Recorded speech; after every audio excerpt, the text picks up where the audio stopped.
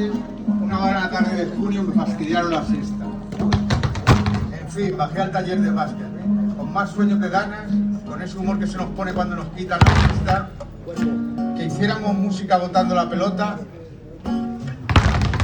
Ja, aún recuerdo la risa de Manuel y cómo nos mirábamos. Todos pensando en silencio, menuda flipada.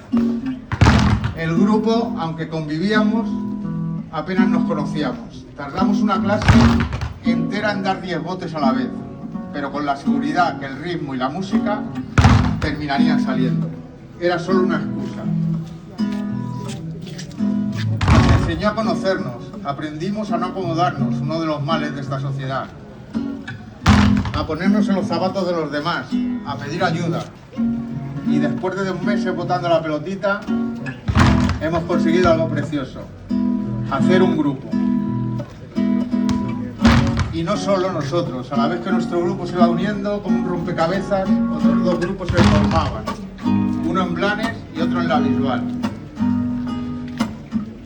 Así llegamos hasta aquí, donde los 3 grupos nos veíamos por primera vez.